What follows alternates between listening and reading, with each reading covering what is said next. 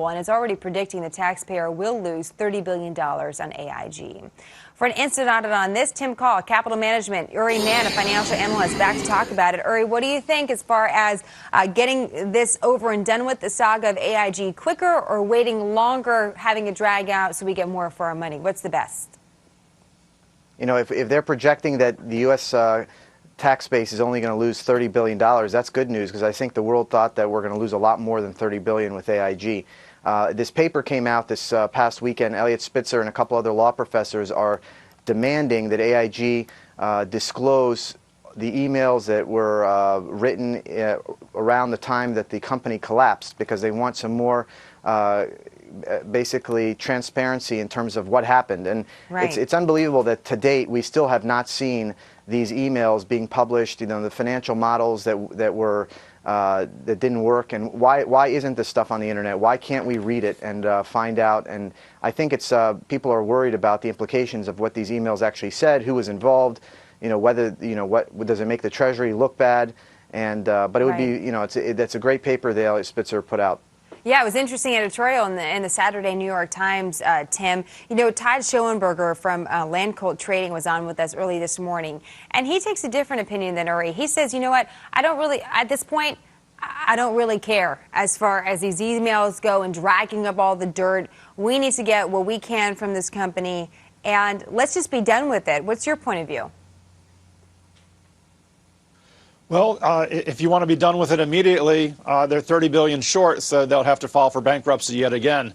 It's very bad news. They need 2 years of the markets rebounding and hopefully profits in order to be able to pay back the government in full.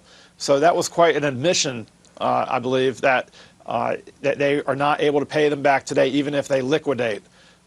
So obviously we have to go through a couple more years of this process.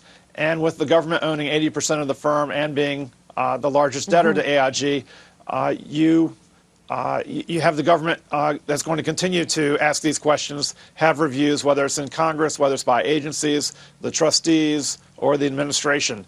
So I think we have plenty of time now to get to the bottom of this.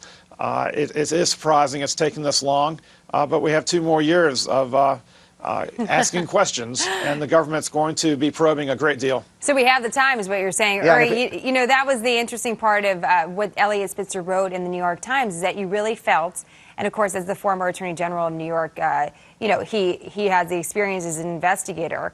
You really felt that he wants arrests in this AIG case, whatever it is, whether it's through the financial products unit with a who knew what when sort of situation. As someone that is a part of the investment community, Uri, do you want to see arrests in the AIG saga? You know, not necessarily arrests, but I do want to prevent something like this from happening again. And, you know, how can the professors at Harvard write business school cases about what went wrong with AIG without full disclosure? And this is perhaps one of the biggest disasters in American financial history. Why shouldn't we have full disclosure so we can learn? We may see, even with full disclosure, we may not have the information we need to prevent something like this from happening again. But at least we should get that full disclosure so we can make every attempt. And I think it's a responsibility that the government needs to make sure happens. All right, Uri, thank you very much for that. Tim as well. Speaking of just some other things we're looking into here, the Fed is shutting down 7 banks on Friday. That brings the total number of bank failures this year to 140. 2 of those banks are in California. One of the states hardest hit by the real estate loans gone bad business, the whole thing, the real estate industry. In the meantime, the other banks were in Alabama, Florida, Georgia, Michigan,